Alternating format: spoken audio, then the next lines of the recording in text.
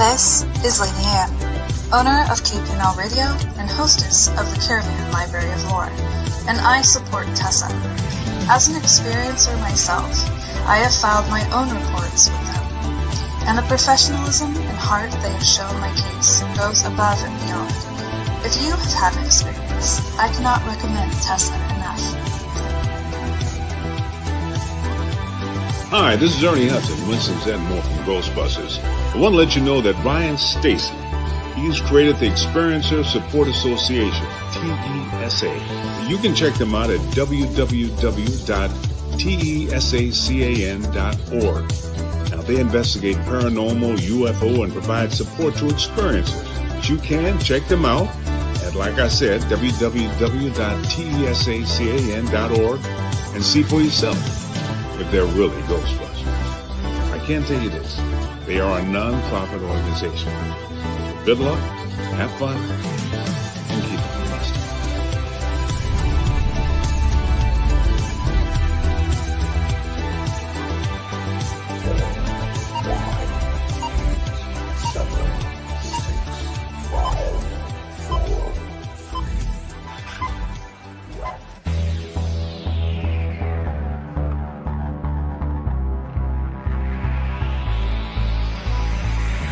Good evening. You are listening to Beyond the Tinfoil Hat, a podcast by the Experiencer Support Association. Tessa is a UFO, paranormal, and paracryptid investigation association. We investigate everything belonging to the global phenomenon linked to highly strange and unexplained experiences. We also connect experiencers with other experiencers, creating a safe, positive environment to engage and discuss this phenomenon without judgment, criticism, or retribution.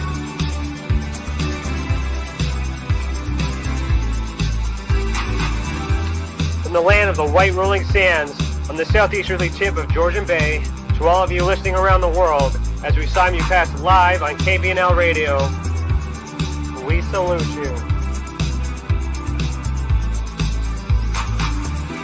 If you want to go back and listen to our previous episodes, go to youtube.com/the Experiencer Support Association. Do us a favor and hit that subscribe button and ring that bell to be instantly notified when we are live, not only for these episodes, but every single element Tessa has to offer. On our website, tessacan.org, we have something for everyone. We have support for experiencers, data for independent researchers, and places to advertise for professional partners.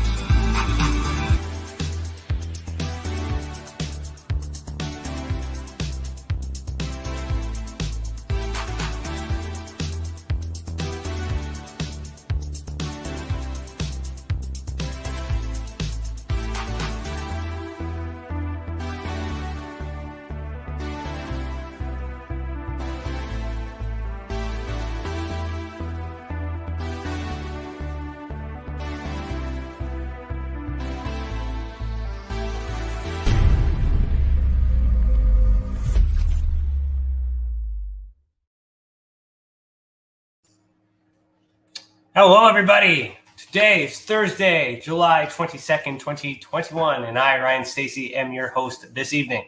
Remember, Super Chat, click that $sign next to your name in the comment box. All donations go back into the mission.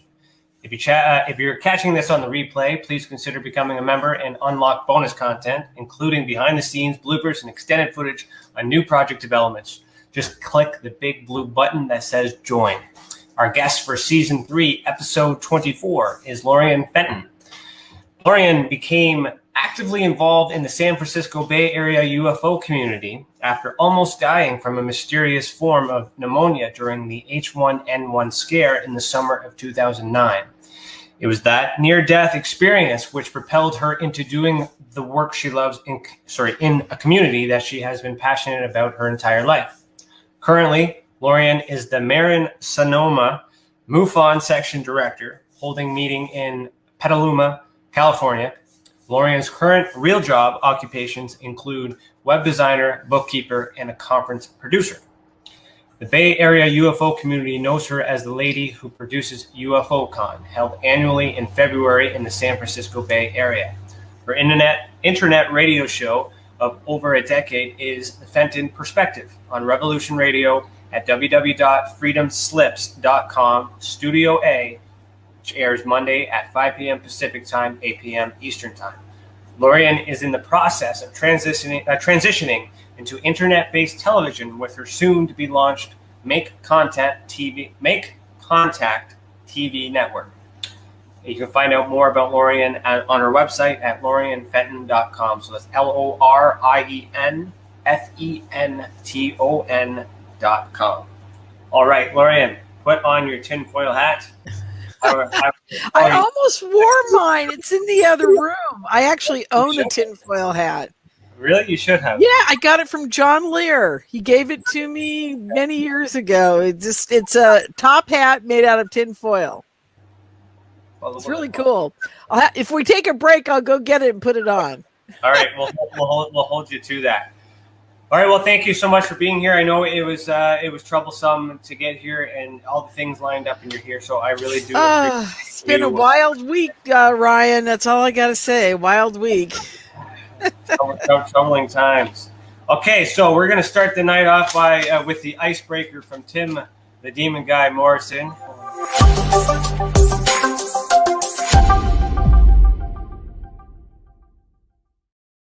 So Tim, the Demon Guy Morrison, will write an icebreaker. I'm opening it for the first time right now. I'm going to ask you this question.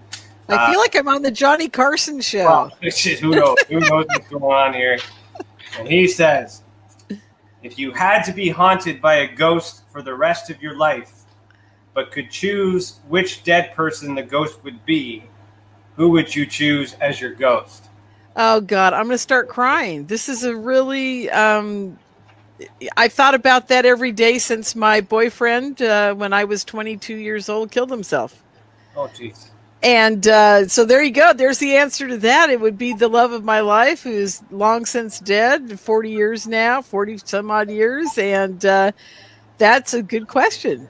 So would you want actually, I got to say, he has been haunting me since he died. So, I mean, I guess it's the true thing going on with me that it's a great question. Well, let's talk about that. Let's elaborate on that. How is he haunting you?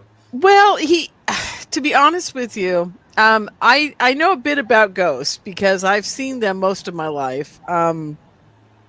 Besides being the UFO gal, I didn't even really get... Okay, I guess we're going to have to go way back.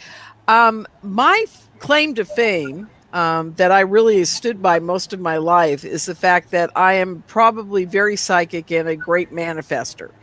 I manifested a rabbit when I was about 6 years old, just because and if people who know my story know this, I was truly in love with this rabbit at a county fair.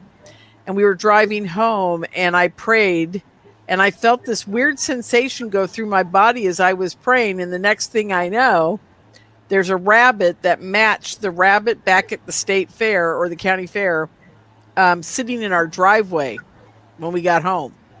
The exact same rabbit. Okay. And my grandmother, very psychic woman, looked at me, and from that moment she knew I was the one who got the gift in the family, because 21 grandkids and I'm the only one manifesting rabbits out of thin air, right? You know, praying for them and they pop up. So that's kind of where I started. And from that point on, I was treated very differently in the family. Both grandmothers were psychic. One was an Italian, she was a card reader. She was like a tarot card reader for the community. And if anything happened in the community, everybody went to her first. Like, you know, I met this guy. Are we going to get married? You know, how many kids am I going to have? You know, that kind of stuff. And so she knew I also was the one in the family who got the gift. And so there you go. I mean, out of, you know, there were, I think, 30 grandkids on both sides of the family and everything. And I'm the one who ends up, you know, doing things. So bottom line, I'm what they call a precog. I can see the future. I know what's going to happen. I also know when people are lying through their teeth. I hate it. I absolutely hate it. I had a big discussion last night with one of my best friends who's an experiencer, and we were talking about how most experiencers have this. It's kind of like it's a superimposed a curse, I want to say, that the ETs give you when they tune you up to talk to them, which, by the way, every experiencer on this show tonight that's listening knows you cannot communicate with ET until they've actually tapped you and tuned you up so that you can connect to their frequency or their consciousness or whatever it is we're connecting with. So every one of us know that, but there's byproducts to that. The byproduct for me was I'm uber psychic, and all the people I've talked to that have had this happen, they're uber psychic. And the other problem is you can tell when people are just lying through their teeth. I mean, I go to these conferences and I see these guys on stage and I'm like looking at them going, you made this all up. This is all a lie. You just know. And the funny part is a lot of the, I'm trying not to categorize people here, but a lot of the people who have contact with the Greys and are in what I call the baby making experiment, the hybrid experiment, they seem to be a little more blinded to what's going on around them in the community as to the people who are having contact with the mantis beings, the humanoid beings, the Plagiarans, the Palladians, the Galactic Federation guys. There seems to be some kind of blinders on the people that are dealing with the Greys and maybe the reptilians and maybe the mantids exclusively. Okay, because they're my friends who always say, oh no, it's fine, that guy's fine, there's not a problem. But then you talk to somebody like Chris Bledsoe or Whitley Strieber, who's dealt with several types of beings, and you talk to these people who are not just exclusively being used by the Greys for an experiment. They have this ability to just know things out of the blue. And I don't know if it's the tune-up process for different types of beings that give you different gifts or whatever it is. Anyway, I'm saying I've noticed it, and I'm wondering if anybody else out there has noticed that. So that's my question to you guys, is if you're dealing with just the Greys, are you kind of the guy at the conferences that goes, oh yeah, everything's great, I love everybody and everything's fine? Or are you one of these people who go, God, this is kind of crazy because half of this isn't true, it's got a weird tick to it. So anyhow, I'm just wondering if people out there have started noticing these things. No, I appreciate that. That's good. Back to the ghost question. Yes. I'm going to tell you guys the whole story about him because I think it's important people understand that contactees are also given the gift of being very psychic, and being psychic also means that you have a tendency to look into different dimensions on some level, whether it be consciously or with your eyes, or if it's on a physical level or whatever it is, you have that gift and you can't shut it down. You have to learn to live with it and deal with it and enjoy it, So here's what happens. I meet this guy. We are madly in love, and at least I was madly in love with him. I'm pretty sure he was me too. And he was an artist, and little did I know, but he had planned on killing himself the night I met him, and then he didn't because he met me. So long story short, we end up having a relationship. We move into a house together, and he was very sick. And I didn't know this at the time, but he had severe migraines to the point where it was just like 5 days a week. He was flat out in bed. Excuse me. And he couldn't function very well, and it was getting hard on him. And being an artist and painting all the time, it was draining on him. So I knew he was going to kill himself. I already knew this. I just was trying to stop it at every turn. Finally, one morning I woke up and I was heading off to Portland Community College. I grew up in Portland, and I was going off to my acting class at the time. And I knew, he got in his car and he said, I'm going to the beach. I'm going to go painting and I'll see you in a couple days, whatever. I said, fine. I knew he was, very seriously going to either kill himself or not. It was, it was very close to the edge. And I looked in the rearview mirror and I knew it was the last time I was probably going to see him. And I was really upset, but I thought, well, you know what? everybody has to make that choice. I can't stand here every day trying to be, in his head. I'm not going to do this anymore. So basically, I psychically let him go. If you guys understand that, there's a point where you just, you say, I can't do this anymore. And psychically, I think he picked up on it. He went to the beach and he put a hose in the exhaust and killed himself. So I'm home that night and I'm asleep and I hear him come in the front door. And he comes in the front door. I see him. He sits on the bed right next to me and I'm half asleep. And I'm like, what are you doing back so soon? I thought you were going to be gone for a couple days. He goes, no. He goes, I just want to let you know I'm so sorry. And I go, what are you sorry about? He goes, I'm really sorry I did this. And I go, what do you mean you're sorry you did this? And he just kept saying, I'm really sorry I did this to you. I'm really sorry. And and it went on for like 30 seconds of him just saying that. And then I said, oh, we can talk about it in the morning. What'd you do? Wreck the car? I'm like, what? And I'm half asleep. So I just kind of said, we'll talk about it in the morning. And I rolled over and went back to sleep. Next thing I know, it's about 6 a.m. in the morning. I hear a pounding on the door and I wake up and I'm looking around. I don't see him anywhere. I think he's in the bathroom. And I go to the front door and it's two Oregon CHP officers. And they're telling me that they were sorry, but they found, my boyfriend dead at the beach and wanted to know if I was the right person to tell and, blah, blah, blah. Because there was a note with our address on it and my phone number, but they didn't call. They came.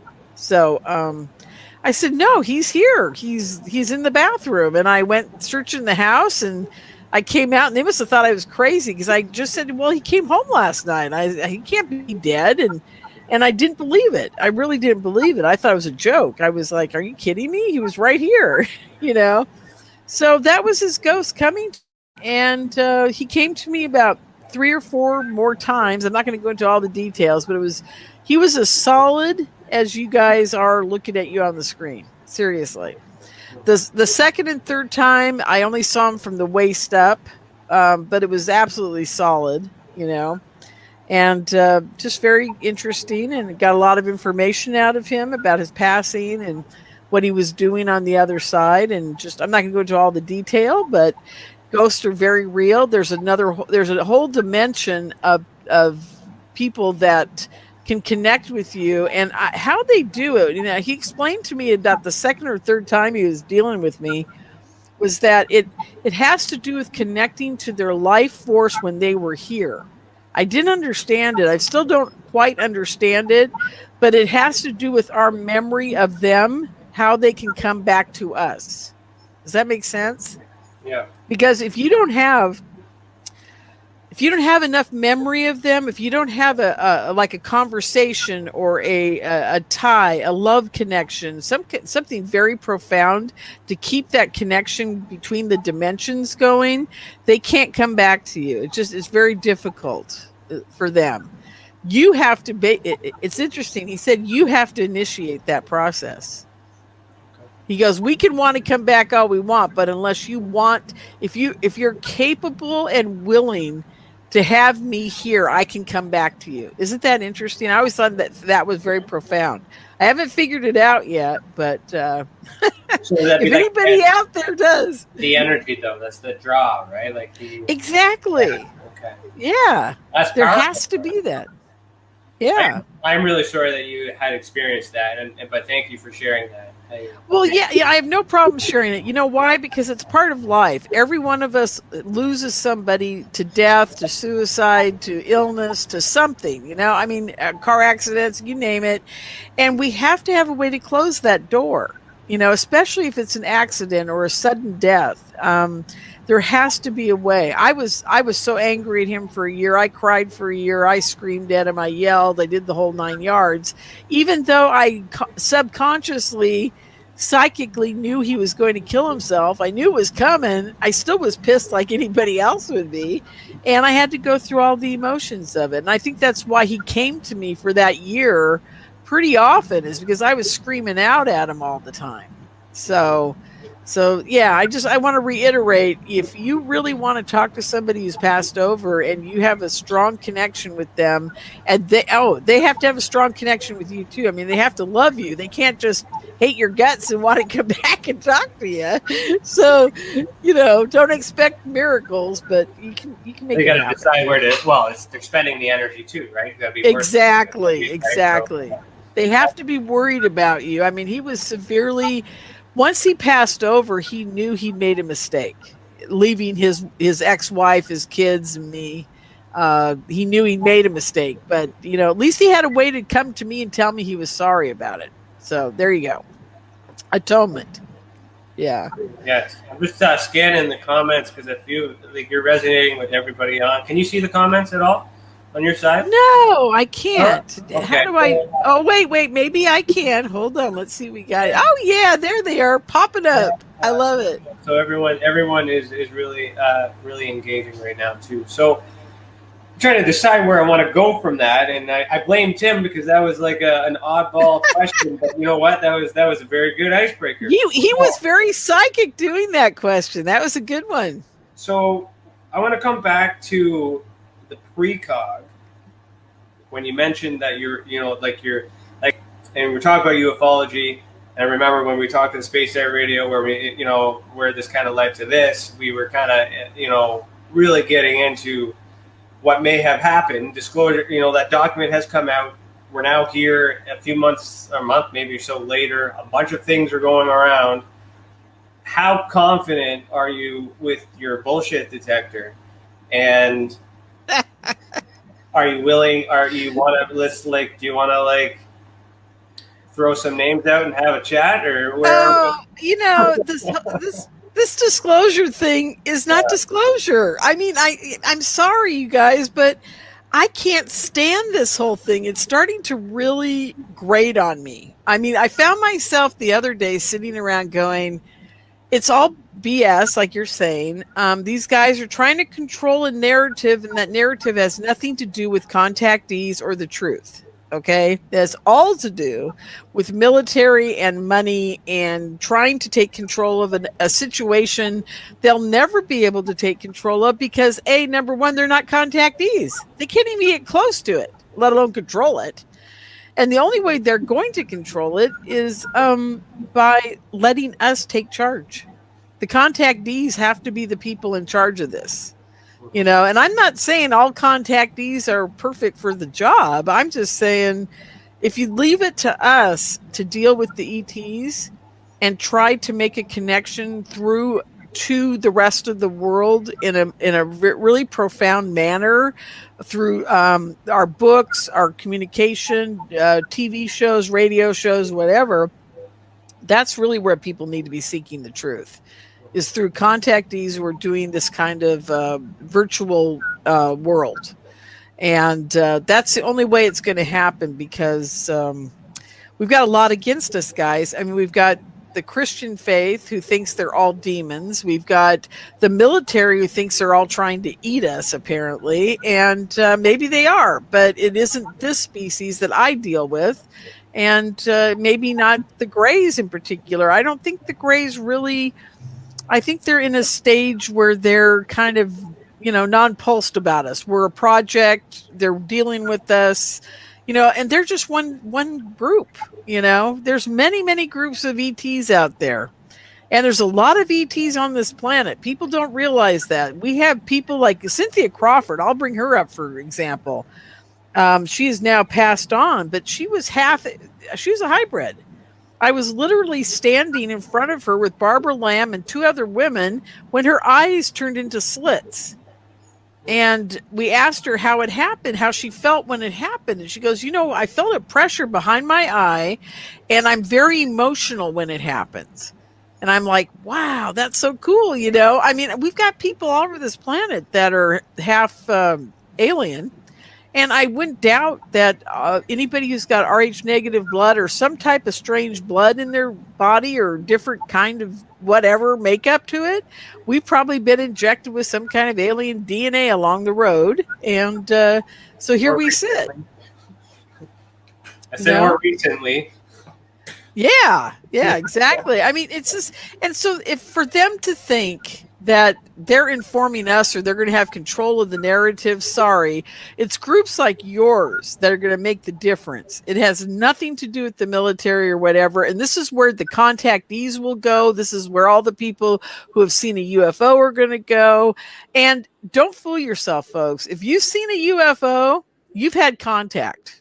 There's just no getting around it. Whether it's just a slight fraction of a second of telepathic communication, or if it's just your optical nerves actually giving you the ability to see that ship, that wasn't gifted to you as a human. That was gifted to you by the ETs. There's no way you can see that ship unless an ET has tuned you up to see it. It's that simple. I don't care what anybody says. I'll be standing in a group of 20 people and only 3 of us can see the ship.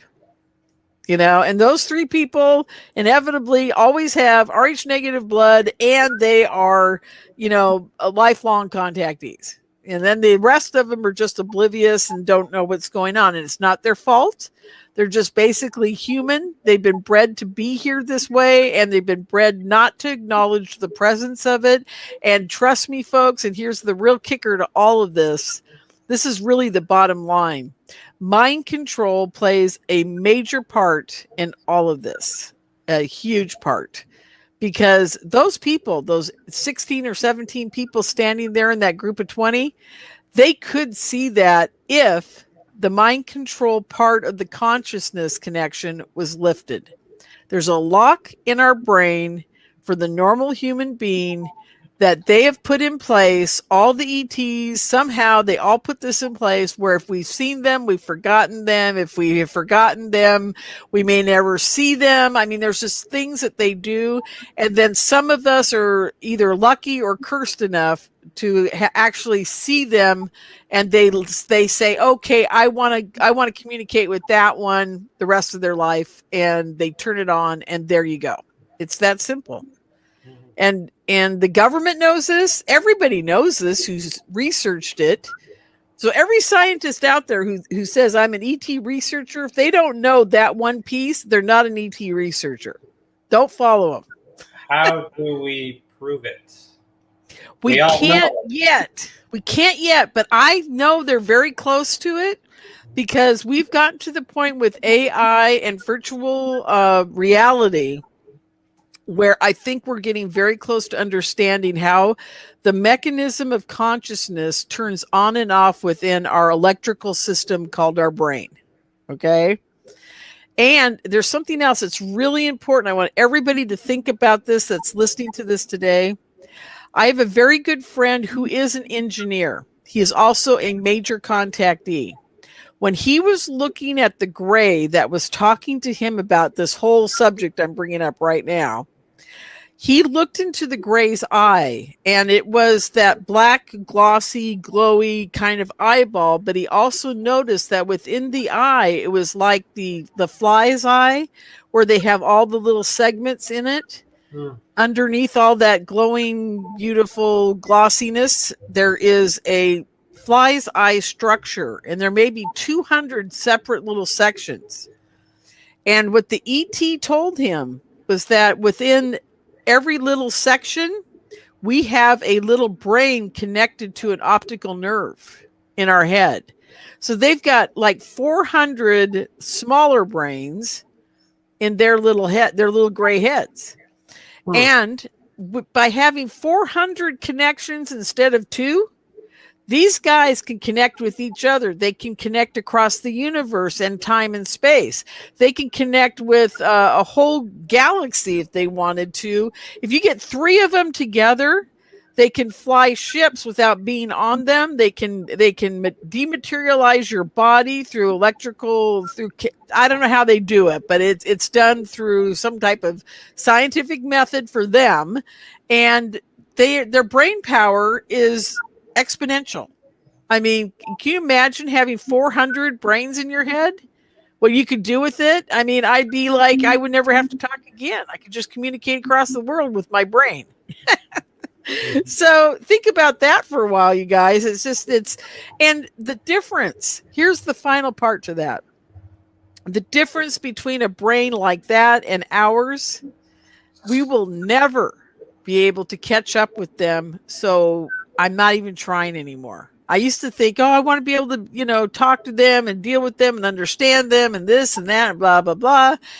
And whenever they communicate with me, it's so profound. I mean, it's so far beyond. I come back into my body and in my reality and wherever I'm at here.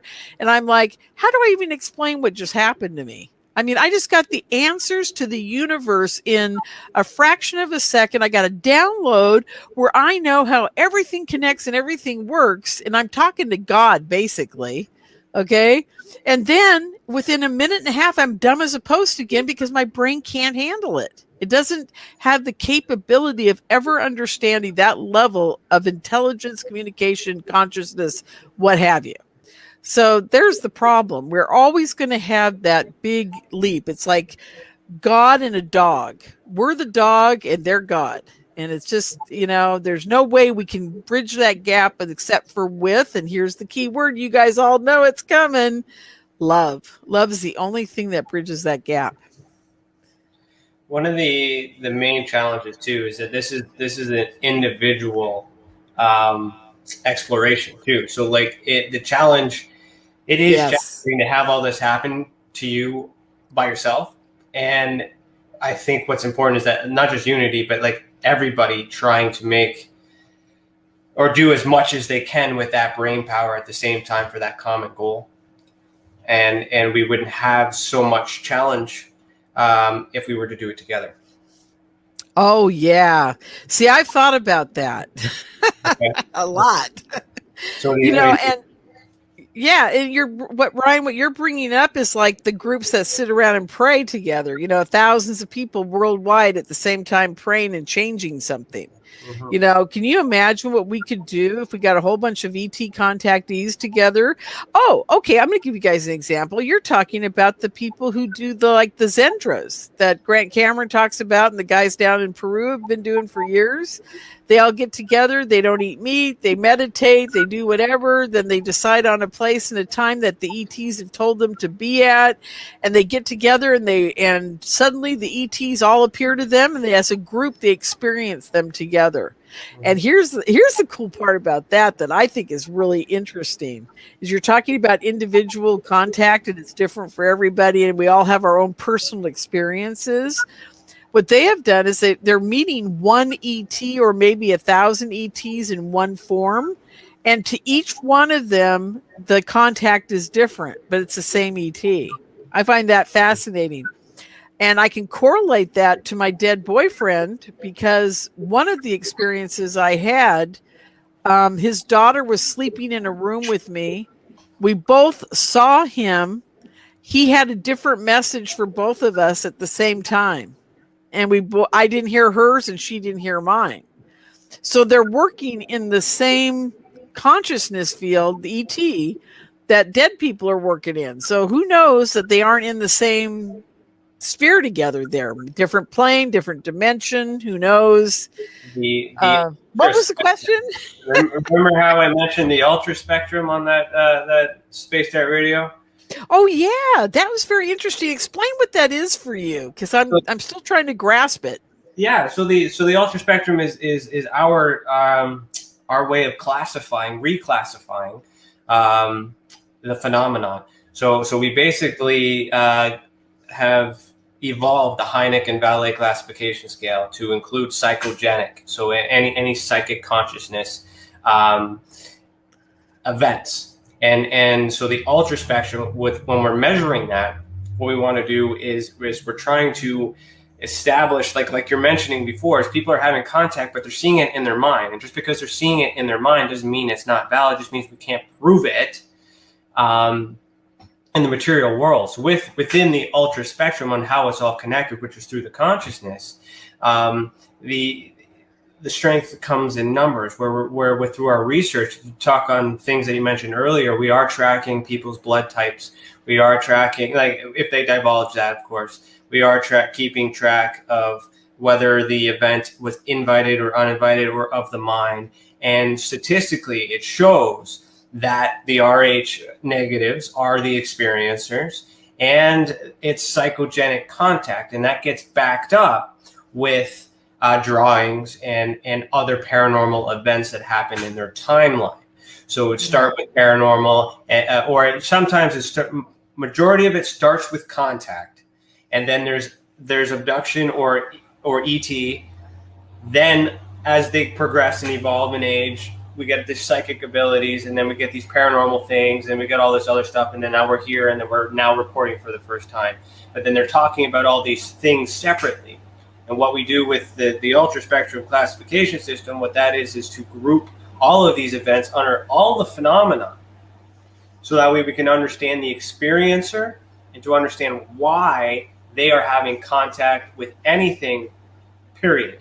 And once we figure out what makes the ideal candidate or experiencer, we have an expo, we have a retreat, which is called Interconnected, which will be in 2022 here in Canada in October, where we're going to do exactly that, is invite and have special groups for those that we've investigated, that we can confirm are the best possible evidence, bring them all together and try and make contact, either through paranormal, through ET, through whatever means or methods that are common. Right. Compare the events, because if they're connected, because you probably, you're UFO MUFON. Okay, so you're MUFON. MUFON will not accept paranormal whatsoever. Well, I got to tell you a little secret. Okay. They do if you tell them you're going to do it at your meeting, because I just had my annual Skywatch. Yeah. And we do all kinds of stuff, and I have ghost hunters, and I have all kinds of crazy people show up, and we saw the most amazing ships this year. They were, oh my God, I don't know what they were. They were wild. They were like orange balls way up in the atmosphere, making these swooping sea shapes, and with a tail on them, and they were spinning in circles like a pinwheel. It was just insane. None of us had ever seen anything like this. We got 5 of them that were just really low, I think, in the atmosphere. They were very big to the naked eye. I mean, it was quite wild. So I know that you guys can accomplish this. There's one thing I will tell you. Every time I try to bring out measuring equipment and scientific equipment to measure the experience or videotape it or whatever the heck you're trying to do, they turn all the equipment off. So I don't know how we're going to get these guys to let us videotape them. I know that Stan Romanek was able to get them to let him videotape them. And I don't know how he did it. To this day, Stan doesn't know how he did it. And since he's not talking anymore about it or dealing with it anymore, it's hard to find out what happened, actually. But there was a special connection between him and the ETs where they actually allowed all that filming to take place. I mean, for him to capture a gray on the back porch like that, looking in the, sliding glass window, mind-boggling. He's one of very few that have ever really captured the truth on film. And look where it got him, There's always that problem that the government's going to swoop in and ruin your life, once you start talking about it or showing it to people. So it depends on what the goal is. The individual who has the experience doesn't need to have it documented on video or picture. They just need to. That's right. So this need to see it, and to prove it and to get that validation, like what's that all about? Where's that coming from? Did I talk about this on the Spaced Out Radio? I don't know if I did, but I had a very interesting experience around the Stan Romanek movie called, I think you guys have all seen it, Extraordinary, the Stan Romanek story. I don't know. I have to go back. Well, if you haven't seen it, please, please, please, every experiencer needs to watch that movie, because that movie is the reason Stan was attacked and now he is no longer in the community. Okay. That's why the military industrial complex went after this guy. Okay. Because there's actually a gray in the movie, and there's several, but there's a real one on the back porch. Okay. So the bottom line is, I was asking ET, why is it that they went after Stan? What's going on here? And they basically told me, they said, well, Stan is not the problem. The problem is it's actually the bad ETs are involved in this one. I go, really? And I go, how does that play out? So they put up a little experiment for me, and I didn't know I was the guinea pig, but I turned out I was, and here's what happened. I watched the Stan Romanek movie probably 6 times, and then I thought to myself, one day after I'm talking to ET about all this, I said, oh, I'm going to watch the movie again. So I watched the movie, and while I was watching it, I did not see a gray alien on the back porch. I saw a black blobby thing with a couple of, glowing eyes. I did not see a gray alien. I did not understand it was a gray alien. My mind had completely switched off, and they had turned off my knowing there was a gray alien in that movie, to the point where I didn't know there was one anymore in the movie. Okay? I literally it had been erased. I knew something was wrong. That much I knew. I knew I had forgotten something. I knew something was wrong. And I had another bout with them about memory, about ships, and we had another little class on that, and I'll tell you guys about that some other time. But this time they totally erased it. They erased that memory of seeing that gray on the back porch in the movie and the whole bit. And I watched it again, and still something was wrong. I couldn't figure out what it was. The third time I watched it, about a month later, I saw the gray alien. And then all the memories of watching it all those times before came back, that I had seen it. I'd seen the gray alien. I talked about it on my radio show, talked with Stan about it, the whole bit, right? All the memories came back that were associated with that movie and everything I'd done around it, which had been erased. Okay. I had no conscious memory of any of this, and then it's all back. Okay. So I'm sitting there talking to ET going, okay, seriously, you took all that away, you put it back. Why? What's the point of that? They go, don't you understand? They said, people that go watch that movie at the theater, only a few people can see the gray alien. They go, tell the guy who made the movie that.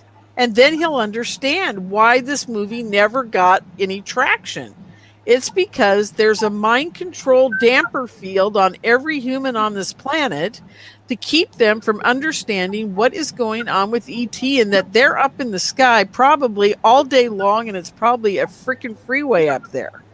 And we could see them. Some of us can see them periodically, once in a while, here and there, but it's just part of our mind control. If they're controlling, who's controlling our minds? Well, they keep telling me, they keep telling me there's not it's not necessarily evil.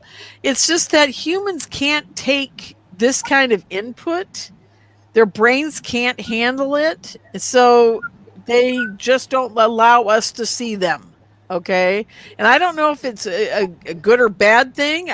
In my opinion, it's like keeping the wolf at distance from the chicken coop, because the chickens get tense and freak out whenever the wolf is around them. Okay. So I see it as the same thing. And that's the feeling I got from ET about this whole thing, was that they do it for our protection in a lot of ways, because consciously we're not ready. We're not ready to see them being there all day long. So I call here. Let me finish the story. I called the guy who made the movie, and I said, Jack, I said, have you ever wondered why, when you played that movie in Florida at the film festival, half of the movie theater didn't go, oh my God, they're walking out going, did you see that gray alien? I mean, oh my God. You'd think that everybody in the theater would walk out going, aliens are real, the whole thing. He goes, it was so weird. He goes, we played the movie. Everybody said, oh, that was a fun movie. They saw the orbs, they saw the black shadows, whatever. But not one person said to me, oh my God, aliens are real. Those aliens are real, And I said, you think they would? I go, the ETs just told me that 90% of the people don't even see them in the movie. That's how mind controlled we are. He's like, oh my God. He goes, it makes total sense now. So there you go. That's my story about the Stan Romanek movie. That's very, very interesting, because I'm seeing the comments. Everyone is commenting, saying they've seen it. They know exactly what you're talking about. I'm sitting here feeling like I must be under a rock because I haven't seen it. So I'm definitely gonna go and watch that now. It truly is extraordinary. Those guys came up with a great title for it, because that's the only way to describe it. What's the title again? Extraordinary, the Stan Romanek story. Okay, it's on. You guys all know where it is. I think it's on Amazon and Netflix, and the usual suspects. Like that too. But yeah, I mean, this is a kind of, I don't know about you guys, but I've demanded. Here's what I've demanded, and I'll tell you guys something. I'm in control. Well, no, I'm not in control of my ETs. I shouldn't say that, but I have a relationship with them where I have laid down the law. I mean, I basically have said, no ugly, scary guys show up in my bedroom at night. We don't do that. We don't do any of this. If you guys want to talk to me, I mean, I've had angels. That's how I deal with them, is through angelic contact.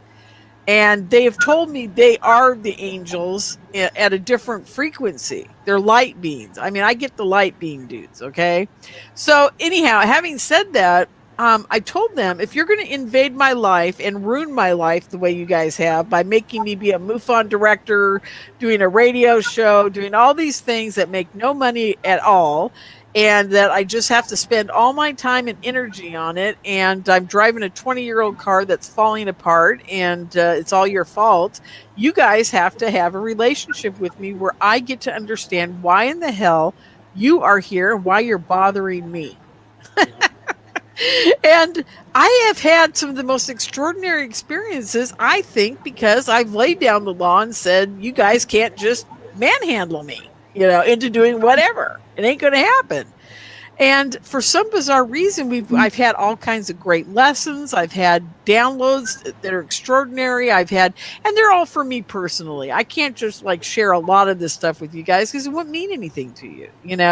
That's the other thing they taught me, is that every one of us who actually communicates with them on that level, and they use Tesla as an example. He did the same thing. He basically said, I want to have a relationship with you, and I will I'll do whatever you bid, but, you've got to help me too, And they gave him a lot of information on the ethers, the atmosphere, and how that all functions. And there was a two-way street going on with Tesla. And people need to realize that. Some of our most amazing scientists have had two-way streets with ET, in my opinion. Because they were smart enough to tell him, you're not going to ruin my life. You're not going to make me go crazy about God. And here's another very important piece. And I think everybody else on the show today is listening knows this. You cannot disregard God in this whole scenario. God plays an important part. In the ETs that I have dealt with, believe in a higher power, supreme being, consciousness type of AI that has created them and created the universe, okay? And they understand it differently. They understand it not like we do, where we do religions and cult type of, worship. Theirs is an understanding that it just is, and that they wouldn't exist without it. I know that sounds very simple, and they revere that in their own little way, because they don't worship it all like we do. They don't say, I'm giving my whole soul over to Jesus Christ kind of thing, because they know that you can't give your soul to anybody. You can only give your love to everything. That's it. And that's what they've taught me. So there you go. The plane though, so there's us, and then there's God. There's them, and then their version of God. Is it us, then them, then God? Or is it us and them and God? Like, like, do we have? Well, in the discussion I had with my angel, Yeah. I was basically told we're all equal in different dimensions. Okay. That the dimensions have different like we're a 3D reality solid, fat Italian girl sitting here, right? I mean, and then my light being my angel, it's totally light. I mean, it's just light and love, light and love. And our emotions are the same as their emotions, but we experience them completely different because they're within a consciousness structure that only can get them within our own reality. And when I say that, I mean individual reality, because we're not connected. That's why I honest to God think I have this thought, and it really bothers me. And I've never shared it on a show before, but I'm going to share it today because I think it's important. Thank you. I think the mind control that they've put on us has made us all mad. Okay? Because I cannot read Ryan's mind right now. I don't know what he's thinking. So if Ryan could, but by all intents and purposes, could be a serial killer, and I wouldn't know it because he's got a cute face and he's sitting there very, humbly, whatever. And because of that, he could be off doing a whole nother consciousness in his own little brain, and I have no way to deal with it except for to find out on a physical level the reaction to he kills my mother. Okay. And then I have to suffer the consequences of it. ET doesn't have anything like that. They're not locked within their own structure. They're not locked in here. And I think over thousands and thousands of years, we have each individually, when we're born with no predisposed whatever. And then we only get the influence of other stuff that's told to us to go from, because we can't experience it in real time with another person sitting right next to us reading their mind and understanding them on a level that is so profound that it's different than this. Okay. So basically all I'm saying is we've all gone mad, and it's the mind control of keeping us separate consciousness that has made us what we are today. And that's why we never get beyond a certain point, is because we have been tethered to our own consciousness individually. And I think it's really important to understand that they can't even think like that. They would go mad in a fraction of a second if they had to be by themselves in their own consciousness. And no other level of ET that I've ever met, or even the thought of God or anybody, they all have telepathic communication. They all communicate as a hive, and we just don't. So whether we're on the lower end of the totem pole, I don't know. We're just in a different type of dimensional reality that is so different than everybody else's that I wouldn't say we're at the bottom and God's up here and they're over there. I'm saying we're what we are. But what scares me the most about all this is that somebody's technology out there was so profoundly clever that they've enslaved us through this mind control. And who's doing it and why they're doing it and when will we get our telepathic communication back that we probably inherently had when we were created, I don't know. That's the key here. Will we evolve into that? And then we'll be equal with them on all levels at that point. We have to know what the end game is in order to determine. Tell me about it.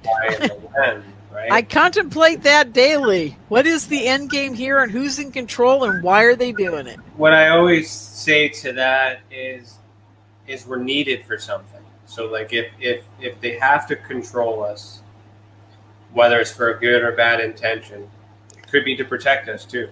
That's true. That's true. They also have the ability to kill us and to harm us and to do all these other things. So there's a purpose for whatever they need us for, however this is happening. And then as we evolve, maybe we're just starting to get better at it, Yeah. and then adventure, and like you said with so this will kind of lead up to Stephen's question here. What does Lorraine think of the non-committal, if not actually lame, government report of UFO? Well, going back to that question, you guys, I'm sorry, it means nothing to me because I'm so far beyond it. I just, I read the whole thing twice and I'm going, okay, basically money, fear. That's all I got out of it. It was just, we need money to understand who's going to eat us. That's basically what it was all about. And we're going to keep looking into it, and then we'll let you know. And it's, you guys, the day that I saw Tom DeLonge in a short little video at a conference in 2015, it had an all-white background. I hope you guys remember this video. He said, "Oh, things are changing. I've been in touch with, people in the military, and everything's going to change, and we're all going to know the truth, and blah, blah, blah." I'm watching this in 2015 and every bullshit meter I had went just sparking away, right? And I'm sitting there going, yeah, in your wildest dreams, that's going to happen. It's going to take 20 years for them to even get to the point where they will start admitting it. Why? Because it takes 20 years for the next generation to mind control into their propaganda. So you got to remember, they want to get rid of people like me. I'm 60. I'll be 64 here in a month. When I'm 84, they're not going to worry about me anymore because I'm almost dead, okay? What they're worried about is everybody between the ages of 20 and 40. And they want them mind controlled. Yeah, there you go. Mind controlled into their story of what a UAP is, how it works, who controls it, and how the American people are going to be dealing with it. And how the military is going to deal with it for you. That's what they want you to do. They'll say, oh, there was a mass sighting over Washington, D.C. again, not like 1952 never happened, right? And here we go. We got all these, and we know who they are, and we're going to shoot them down, and it's all going to be fine. You're going to be okay. I mean, that's where they're heading. They don't care about our connection with ET at all anymore. I mean, they do, but there's nothing they can do about it. They finally gotten to that point. So now what they're going to do is they're going to start building a defense grid. I mean, that's their answer to everything is a defense grid. So, why is it so important that everybody gets confirmation? Why can't we just accept the individual experience, take that and do exactly that? Well, trust me, the guys in charge that are doing this whole UFO thing, they know it's real. They know exactly what we're all going through. They've met most of us. They've interrogated half of us. And we don't remember that, by the way, just so you know. My labs are very real. And they keep tabs of everybody who's a contactee on this planet. And trust me, they know every one of us. Every one of us.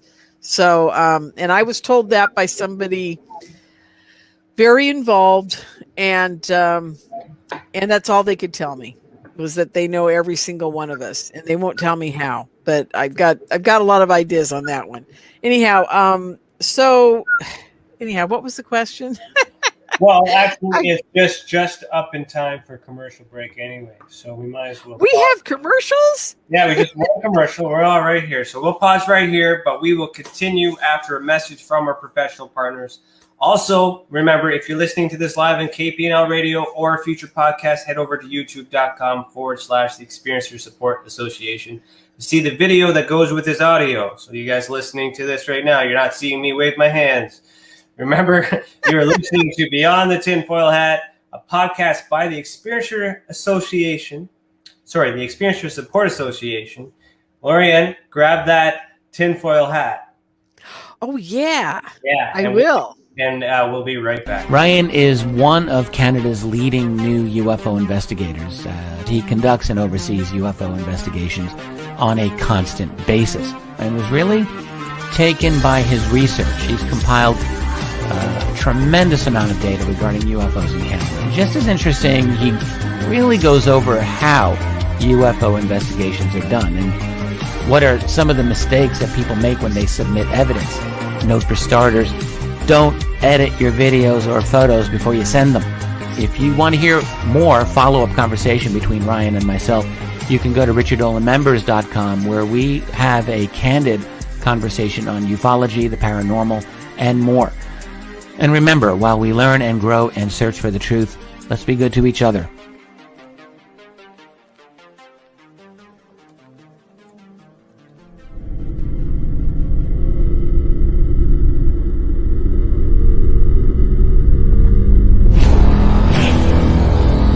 The same thing that draws aliens to our planet is the same thing that draws us to others. Exploration, curiosity, sustainability of life. That's why we go. It would make sense as to why they're visiting here. Travis! Quit playing around, man. Get back here. Travis! The last thing I remember was this numbing shock. Stunning sort of a feeling. Very powerful. Get away from me! I was just out of my mind with fear, just screaming the whole time. It's been theorized that aliens prefer remote areas because they don't want to attract attention. Whatever it is that they're doing, they would want to do that in a less populated area. There are multiple accounts of the same thing from people from all over the world. People that do not know each other, do not live in the same cultures, and they're all looking up, they're all seeing things in the sky. So it would be naive of us to think that we're alone in the universe.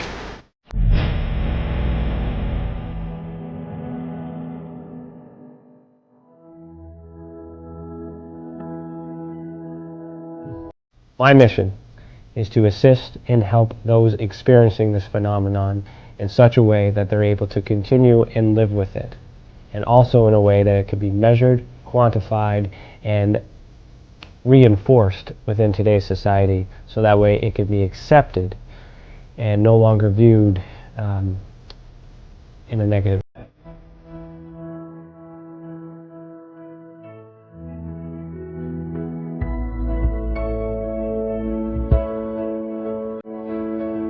One thing that I do value in people is the ability to sense and feel when something is right and when something is wrong. That is a natural ability that we all share. Now, when we combine that with the paranormal and ufological abductions or visits, I have this sensation that these abilities are connected.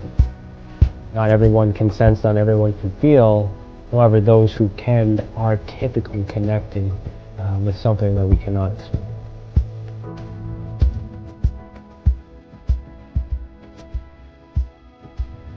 And part of my research it's not just to investigate the experience, but it's also to understand and study the experiencer, to find out what they have in common with other experiencers, to try to figure out what the actual makeup is in order to be on that spectrum. There's a lot of it happening all over the world, and I do not know of any other study that is focusing on the individuals as people, only the phenomenon. All right, welcome back. You are listening to Beyond the Tinfoil Hat. If you're enjoying this episode so far, consider becoming a member of our channel or send us a super chat. I'm laughing because I'm reading a screen, but I can see her in the corner of my eyes with that hat on. Your membership will get you bonus content like exclusive videos. It will help us reach our goal of launching our training center, Interstellar, the Academy of Ufology and Paranormal Studies. Also, if you have ever experienced an unexplained event involving the paranormal, UFOs, extraterrestrials, dogman, or any other paracryptid, head over to texacan.org/reporting system. The more reports we get, the more we will understand this phenomenon and how it affects our people. Let the others who have already reported be that example that proves we are making a difference. If it wasn't for these reports, we would not be able to do what we do, and for that, we thank you. So, hello, nice hat. Isn't that nice? It's a John Lear special, man. Let me tell you, John had about 100 of these made up, and they all have his name on them, and they're very special hats. And I'm very happy I own one. Right on. He was so kind to give it to me. Yeah. So, yeah, always cherish it. Anyhow, So I hope you guys like it. You should have some made up for you too. Well, we probably should, because it's beyond the tinfoil hat. Like once the hat. Oh boy, that's a problem. You're gonna have to put a big old arrow coming out the top or something. Anyhow, so there's my tinfoil hat, guys, and let's see if we can see the. I don't know if you can read it. It says John Lear tinfoil hat. I'll just remove above top secret. There you go. So there you go, folks. Right on. That was my tinfoil hat. Very special. Anyhow, very happy to own it. Let's talk MUFON. Everybody knows my history. I'm pretty sure you know my history. You should. We were around the same time, but you are a section director, which is separate. Well, I'm actually not a section director. I was demoted. Oh, okay. What were you demoted But to? that's okay. I don't mind. I still call myself a section director because that's how it started for me. And Ruben doesn't care. Ruben's my Northern California state director. And he says, Lorien, tell anybody who you are, whatever you want to call yourself. So halfway, about 3 years ago, MUFON decided that if you won't get an investigator's license and run a meeting, you can't be a section director because you have to have an investigator's license to be one, apparently. And I refused to get one because I don't want to be pinned down by their version of what an investigation is. And they're very well aware of my opinion about that. And so and they're very kind to me about it. They said, Lorien, you want to investigate your own way? That's fine. If people want to give the investigation to MUFON, please let them. I said, I have no problem with that. I tell people at my meetings, call MUFON all the time. If you want to report something, do it. Because I don't have time to do day-to-day investigations. And I'm certainly not going to sit by the phone for lights in the sky anymore. I won't do that. The only thing I investigate now are people who are having we're talking major contact. I mean, I've got a guy down the street that you wouldn't believe what's going on with this guy. His car was picked up, put in a field, and people saw his car in the field driving to work and him not in it after E.T., a man in black, and a whole bunch of people came to the car after the ship picked it up off the freeway and put it over in a field, and then all these ETs and guys shows up. Anyhow, and people are driving by at his office, see the car in the field and think that he's broken down and over there for some reason, right? I mean, it's like, so he's got witnesses to it, and it's just a wild story. Anyhow, those are the kind of things I investigate now because I want to talk to other contactees who are having extraordinary stuff, and I encourage all of them to write a book. Get on podcasts, talk about your experience, get it out there and explain what's happened to you. And I tell them that here's the other thing I tell them, Ryan, don't expect to make a living at it and don't expect anybody to care. It's that simple because no one does. I mean, the bottom line is because of the mind control, you can tell it to 45 people about your experience and maybe one person will care for 5 minutes. And then after that, no one cares anymore because it's not their experience. They don't have time for anything beyond their own. And I'm sorry, but that's just the way humans are. We're kind of selfish in that manner. And I don't blame us because, what's going on with us is the center of our worlds, And that is, so there you go. I mean, so that's the missing part too. Is we want to bring everyone together. We want to bring Tessa's, the Experience Support Association. Right. Is the premise of that was basically you're tested by the explanation of what you just said. And that's basically everything that's not MUFON because MUFON was only good for one thing. That's right. And it blows my mind how they've made it so far by missing 90% of everything else. Exactly. And the reason I got demoted was it was because I wouldn't become a field investigator. So what I am called now officially is a MUFON meeting coordinator. And that's fine. Whatever they want to call me, it's all good because. Do you still have to pay for membership? Oh, of course. Everybody does. Even the state directors have to pay. Even the board members have to pay. I mean, and then we have the people on the board that are the advisory board, and they pay like $5,000 to be on that board. Did you know that? Oh, yeah, I know that. Yeah. The tax records, they get paid out at the end of the year. Yep. I know that. Yeah. So there you go. I mean, where do you want to go? Where do you want to go with this? You want to spill? Yeah. So MUFON has its place. It's for people who are just experiencing something for the first time and need just somebody to help them get over the edge and maybe get to a conference or meet up with other people at a MUFON meeting that need help.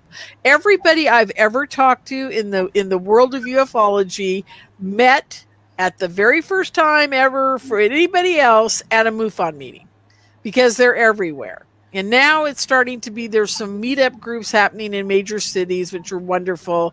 But I can guarantee you those people started meeting at a MUFON meeting somewhere, a while back. And that's how it all began. So MUFON's good for something. It's a great to start. I've always, on the investigative side, if you want to get into how to investigate a phenomenon, you can learn some stuff. That's coming from me as the director of training for that little bit. Like, you can learn some skills, but once you figure out how to do that, you can apply that on everything else. Yes, exactly. It's a very good. And then so with our academy, which we mentioned in our break, and what we're raising our fund for, that is like the next level. So once, like, how do we teach everyone how to investigate all the other phenomena? The contactee experience, the Bigfoot, paranormal, and how to put it all together and still cater and put that bedside manner in place for the experiencer. Right? Absolutely.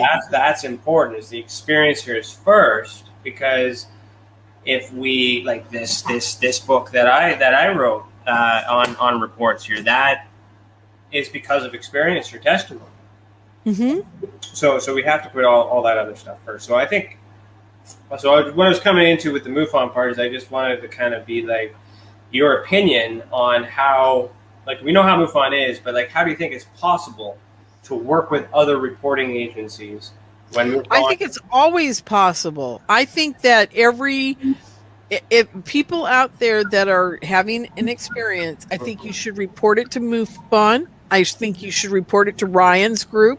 I think you should report it to your local meetup group. I think you should tell everybody you can.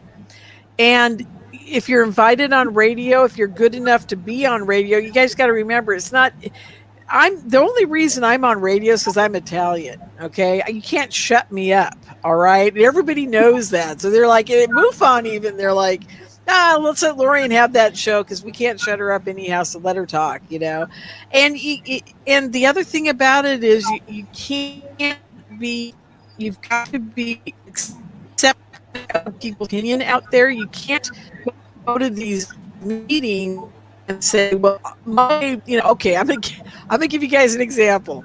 Everybody knows who Billy Meyer is, right? Everybody knows who Michael Horn is.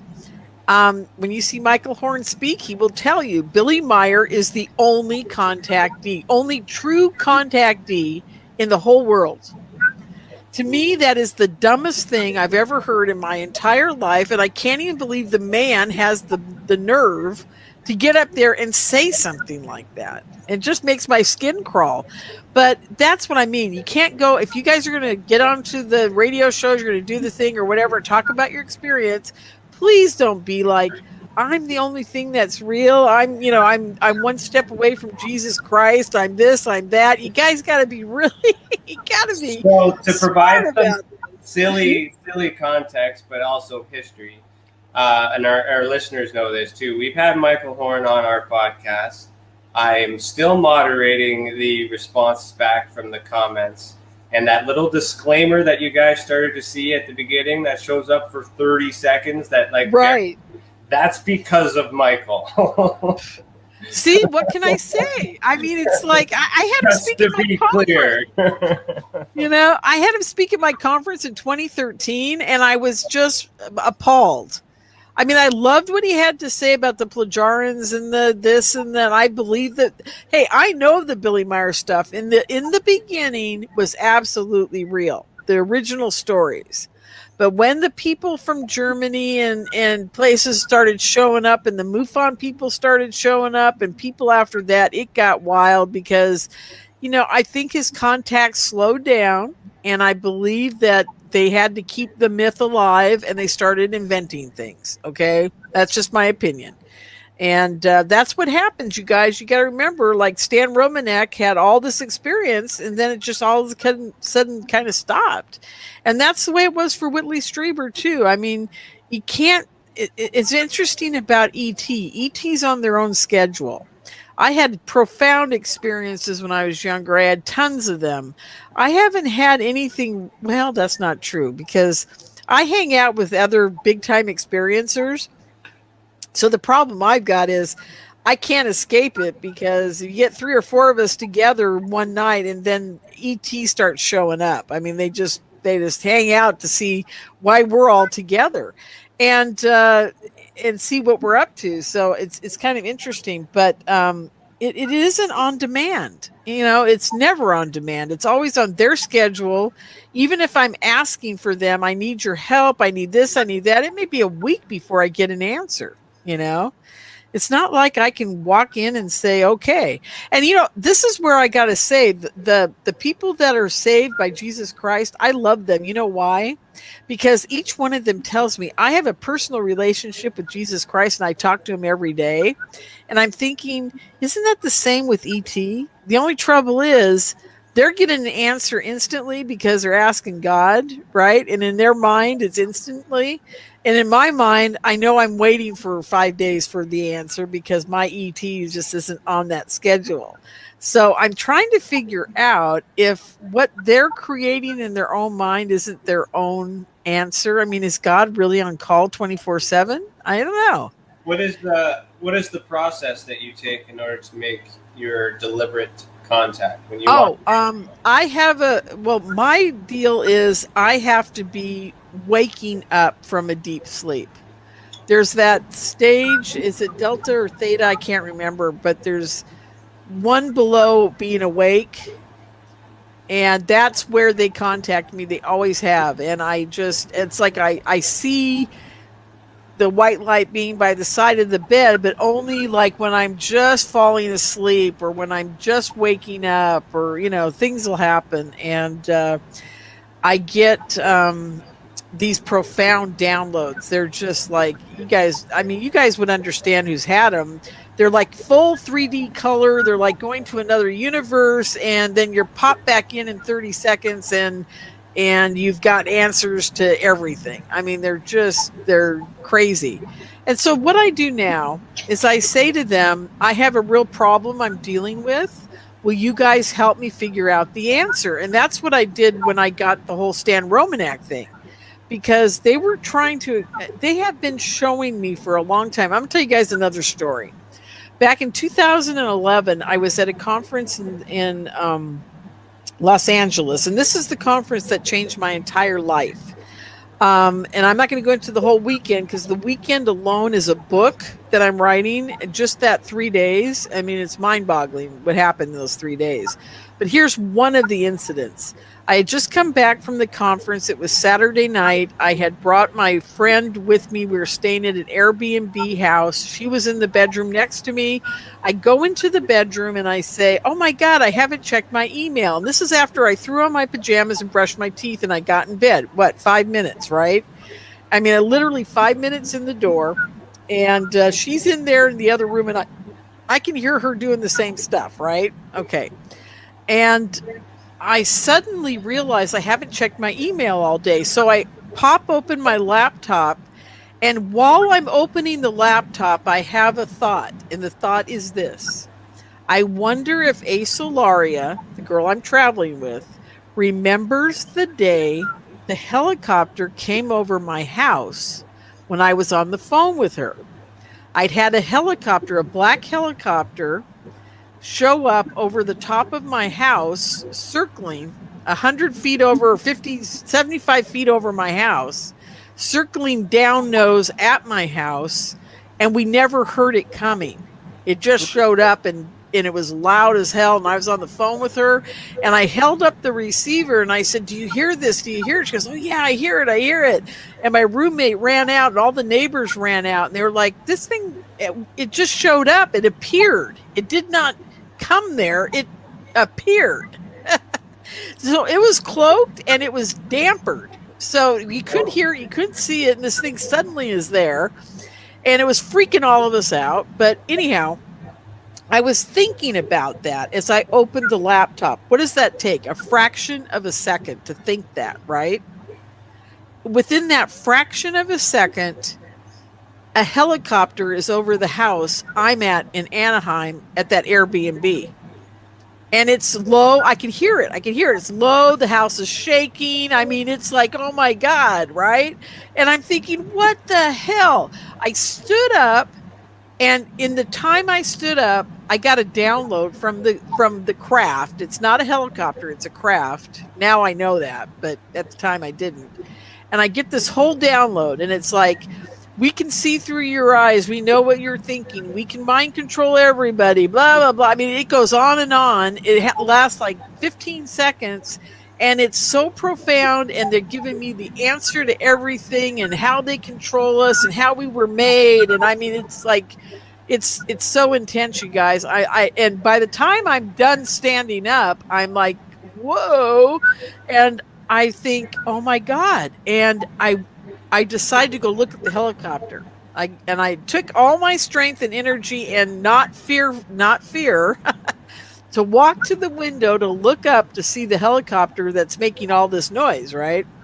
And I get to the window and I look up, and there's 3 glowing red orbs in the shape of a triangle right outside the window, right above the house. And they're a deep, deep red, like the embers of a fire, deep, deep red. And they're in a triangle formation. And then I look down, and then the next thing I know, I'm saying, oh my God, I'm really tired. I'm going to go to bed. And I back up and I go to bed. So I don't know if there was missing time. I don't know what happened. All I can tell you is that, all I can tell you is that it was very interesting. But the download, now here's the kicker on all this. The next morning I ask everybody, God, did you hear the helicopter? And blah, blah, blah, and everybody's like, there was no noise. So they put that noise in my head just to get my attention from that thought. Mm-hmm. This is how controlled we are, folks. Every thought you have is monitored and can be reacted to. Every thought. Now, what kind of technology would have to exist to be able to do that successfully for all 7+ billion people on this planet? All I can tell you is they have shown me how it works. Yeah. And it's subatomic. It's a whole different molecular structure that interfaces with us, and they figured it out how to do it thousands and thousands and thousands of years ago, maybe millions, and they created us. So they built it into us. That's the only thing I could figure out from what they've given me. So it's biological. So somehow it is. Well, if you want to call it biological, in the water. Yeah. If you want to call it biological, that's a great way to discuss it, because that's all we can think of what it is. But it's like, where is your memory? So that was one of the things they gave me in a big download, was like, I said, where do we store our memories in our brain? How does that even work? And they said they're not stored within your brain. Nothing's stored within your brain. How's that for an answer? It's all stored within your consciousness, which is connected to your brain, which is not really physical. Right. So how do you, how do you, yeah, where are we pulling it from? And so how do you know when you make, because you call them ET, is it possible that you are connecting consciously with another human being? Possibly. And they are also in the same manner? That's a real interesting. I'm sorry. I just wanted to address. Somebody asked about channelers and Plagiarians or Palladians. There it is. It's Yeah, right there, Chantel. Yeah. Yeah, Chantel. I thought that's a very good question, and thank you for asking it. I was told by my angel that came through my wall when I was about 17, something like that. I had my wall open up to a tunnel of bright light, very similar to that behind me. And it was a bright white tunnel, and this woman comes way down the tunnel into my room. And during that conversation, which I don't remember most of it, I do remember this. She said, do not believe in channelers and people. Because I was reading Seth Speaks at the time, the Seth material.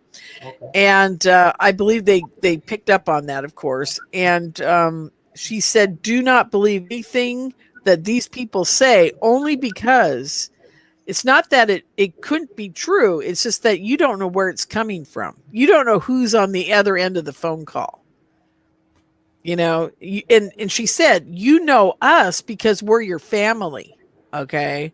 We're your heritage, we're your DNA, we're your past, we're your future. You know, we're part of your makeup, okay, your consciousness. But that other person that may be talking to some, you know, reptilian on a planet, you know, Zimbabwe, you don't know, and you don't know what their agenda is. So always be very careful. So that I've never given any credence to anybody who really channels. Every once in a while, I'll talk to somebody who I think is getting some good information, and I'll have them on my radio show. And but I don't follow anybody. And personally, if you feel the need to follow somebody who does that, then go for it. It's your thing. But for me, I was just told to stay away from it because I know the truth when I see it, and it's very hard to deal with that for me, you know. So there you go. Oh, good. You feel the same. Yay. Okay. That was great. Thank you. You're welcome. Thank you for acknowledging. I was going to ask that question too, so I'm glad you saw that. Thank you, Chantel, for asking that. Okay. Now, what were you trying to ask me before I zipped over to Chantel's question? Well, we're all over the place. I'm just trying to I'm trying to pay attention, like, because we're like so many possibilities. But I think where I was getting to was the possibility of us in this conscious connection with the ET or the God or whatever the archetype is that we're calling it. Mm-hmm. Why not consider the fact that we're just communicating with each other from other places around the world and not knowing it?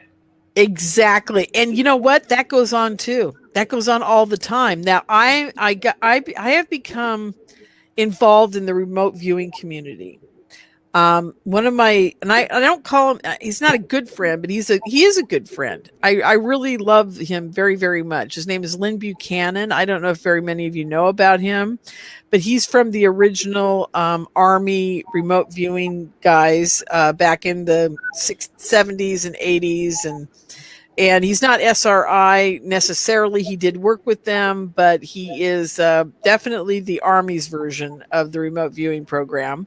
And they did make a very poor movie about him called The Men Who Stare at Goats. I don't know if many of you have seen it. I've seen that. Yeah. And like Lynn has told me, he says the main character, Lynn Cassidy, is a combination of him and three other guys. Their personalities kind of all put together, but it was based on Lynn. And Lynn has told me some extraordinary things about remote viewing. And I've learned a lot from him in the remote viewing area. And even my illness, and the reason I met Lynn is because I went to him with questions about my illness. When 2009, when I got sick, it was very apparent to people around me and the doctors that I had something that they had never seen before, and they were never able to diagnose what it actually was. And they isolated me in a whole wing of the hospital and wouldn't let anybody in near me because they didn't know what it was. So that was very interesting at the time. And I really didn't believe that something extraordinary had happened to me. I was in denial. If it takes me 5 years to figure things out, I'm pretty slow. Okay. You could slap me in the face and say, this is what's happened. And I'd be like, yeah, right. And then 5 years later, I might wake up one day and go, oh my God, what happened to me? Right. I mean, I'm that slow. But I had an interesting experience in the hospital where someone said to me, well, don't cough on me. And they wore the shield and the hazmat and the whole bit. The first 3 days I was in ICU. And when I coughed, they were running for the back of the room. And I'm like, God, what's going on here? They never told me that I had triggered a CDC alert. I found that out from a lady that was in administration at the hospital. Anyhow, I don't want to labor the issue, but another year later, I go back to the ER of the same hospital because I was feeling kind of sick. And they told me, if you're feeling sick, we want you to go, get in here right away because we don't want you to get pneumonia again. That's what they called it. So I get in there the second time, and the doctor shows up I'd never seen before. Turns out she was a traveling ER doctor from Fort Detrick. She had just got out of the Army. She had served in virology at Fort Detrick and maybe other things, bioweapons, who knows. And she was looking for a place to start her practice as an ER doctor. And what you do in that case is all these different hospitals invite you to come and work there for a month until you decide which one you want to work at. So she had 6 different hospitals, and she happened to be at our hospital that month when I showed up. And she's looking at my x-ray, and she's looking at it, and she's looking at it, and she looks at me and she goes, look at this, Lorien. I look at it, and this is the second time I've seen it. I saw it a year before.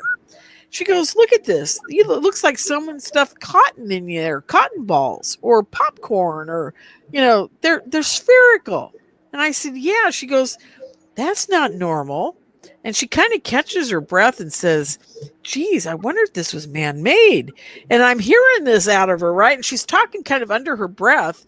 And the minute she said man-made, she kind of caught herself and she went, oh, but you know what? You're going to be fine. You don't have anything in your new x-rays, because she was comparing the new one they just took to the old one. She goes, oh, you're fine. You're good. Go home. You'll be fine. And I didn't think much of it at the time. So then another 2 years pass, and a friend of mine runs home, gets on his phone, calls me, and he's out of breath. And I go, why are you out of breath? He goes, I just heard the most extraordinary story. And I said, I got to tell you. He goes, I never believed that because at different points on my radio show, I had said to people, I think something odd happened to me. I don't think I had H1N1. I think I had something bizarre. I don't know what it was. And he says, you're just not going to believe what I heard today. He goes, I was at my hairdresser's, and she was talking to me about what they're relocating all the extra housing at the Presidio this month. And they had talked about it. And she goes, oh yeah, I used to live in one of them. And he goes, oh yeah. And she goes, yeah, I lived in there with a guy who I got up and ran from him one morning. He goes, well, why would you do that? She goes, well, let me tell you the story. So she says, I was laying in bed and the door did not get closed to the bedroom, to the kitchen. I could hear him and his buddy out there talking. And what they had is they had a van, and they were doing what she thought was air conditioning unit, what are they all, sheet metal, where they put in the ducts and all that stuff for the military at different bases. That's what she thought was going on, like Alameda and different places throughout the Bay Area. They would get up, not every day, but some days they'd get up and they'd, put on their overalls and they'd get in the van and they'd go do their thing. So she's hearing them talk, and they start talking about, I don't know if we can get to that air conditioning unit. And the guy goes, well, I got a longer nozzle this time. Maybe that'll work. And they start talking about it. And then they say, well, the spray's got to get in just right, because how in the hell are we going to kill this guy if he doesn't get a good whiff of this, concoction, right? And they're talking about killing a guy, right? With a spray nozzle from a canister that they're spraying into his air duct system of some kind of pathogen. Okay. And she's hearing all this. She's putting two and two together. And she's like, by the time he got home that day, I had packed everything and left him and I was gone. She goes, I didn't want anything to do with this guy. They were a wet works team or a spray team, if you want to call them that, through the military. And they were killing people with some kind of pathogen through their air conditioning system. Now, when I got my thing, it was through my air conditioning system. This was during the swine flu, H1N1? No, this was years before. This was probably Legionnaire's disease time that had happened to her. But his point to this was there's people actually employed in the military to kill people with pathogens in that manner, because I had turned on my air conditioner and taken a deep breath and felt something hit the back of my throat and I thought I'd swallowed a bug. Turns out that these bioengineered pathogens do that same kind of thing. They have a coating on them that makes them stick so that you get a full bore attack of whatever it is they're doing to you. Now, I still didn't believe all this, okay? I'm still like, I don't believe it, right? You know, whatever. You can tell me whatever you want. I still don't believe it. Another year or two goes by. I'm on a radio show with my buddy that's a mind control victim. And I told him this story on air, okay? And my guy at the network is ex-CIA, and he says to me, Lorien, you stay on the show. I mean, it's in Skype, and he basically says, stay on the show. I just had a window open, guys. Give me a second. I got to figure out how to close this so I can see you all. There we go. He says, stay on the show afterwards. I want to talk to you. I said, okay, great. So I stay after, and immediately he picks up his microphone and he says, oh, they gave you the fizzies. And I said, what do you mean, Gene? What do you mean they gave me the fizzies? He goes, yeah, the fizzies. He goes, I used the fizzies to kill presidents of countries. They're dead in 72 hours, just like you were almost dead in 72 hours. And it's a combination of MRSA, pneumonia, fungus, blah, blah, blah. And it grows these balls of hard mucus in your lungs, and they cannot dissolve, no matter what they do. He goes, I don't know how you're alive today. He goes, I have no clue how you're alive. He goes, and I go, that's exactly what I saw in the x-ray. And he goes, that's exactly why I'm telling you this. And then my next question out of my mouth was, Gene, why would they want to kill me in 2009? Because honestly, I hadn't done anything yet. I hadn't even had a radio show. I hadn't opened my mouth. Nobody knew who I was. And he goes, Lorien, don't you know they know the future? And I'm like, you're a CIA guy. What do you know about the future? And he goes, I know they know the future. He goes, I can't tell you how I know. I can't tell you what I know, but I'm telling you, talk to the remote viewers. And I'm like, okay. So the next thing I know, I'm talking to all the remote viewers, and I'm finding out that there's a lot of remote viewing going on. A lot. So somebody saw my name pop up as a troublemaker, and they decided to get rid of me, and that didn't work because I've got protection now. So that's the thing. Like, if we believe in all of those possibilities of time travel and seeing all these things are true, exactly. The attempt was made based on that reality. You still survive, but like the reality had to have been altered, though. That's right. Absolutely. Otherwise, they would make another attempt, I suppose, I would assume. Well, I believe, like, I've talked to several people about this in the community, the CIA dark world community, and they have told me some very interesting stuff. And I don't know if I really want to go into it on an ET show, but I will tell you guys all this.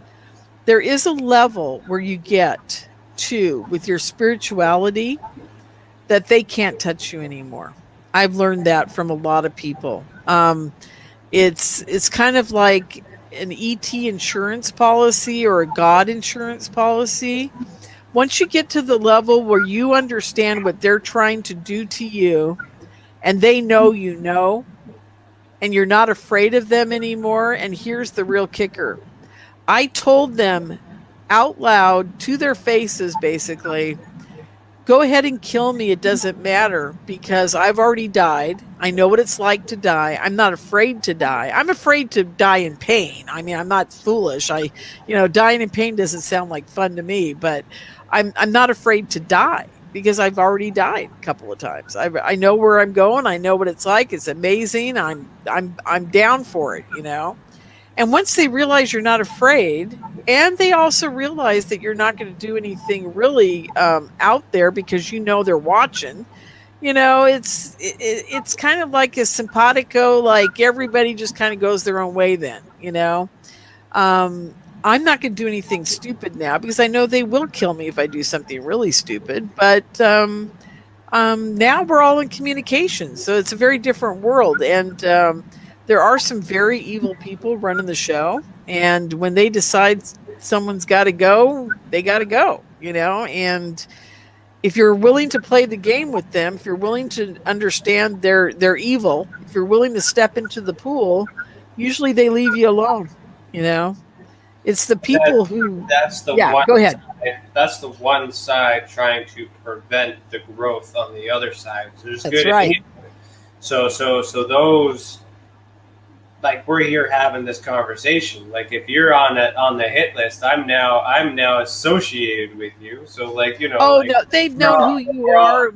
They know everything about you. So what I'm saying is there must be also just as much effort into protecting those that are part of the future, and however that future needs to be, because if they can see it, maybe hypothetically speaking, that you didn't screw things up in the future. Maybe you just didn't do your full potential, and this near-death experience was important for you to change and shift your focus so that way you can achieve the goal that they want you to do in order to break that reality. I was going to start talking about that. I was going to tell you guys about a reptilian experience I had where he told me almost exactly what you just said.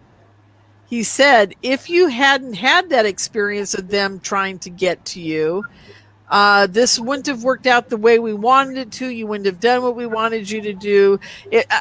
They also said if we hadn't put that rabbit back there when you were 6 years old, you wouldn't be doing what you're doing now. I mean, it's all connected. See, this is the biggest download I ever had, was how it's all connected. Even the evil guys doing what they're doing, because they're disconnected, they don't understand that they've already been seen to do their evil. And sometimes you do die from it because that's part of the game. But sometimes you're allowed to live, and that's part of the game too. I mean, it's all connected. It's just all of our lives, all of our deaths, all of our births, everything we do is all connected through eternity. And it's just interesting to me how it all works. It's just fascinating. And you're right. You're absolutely correct about that.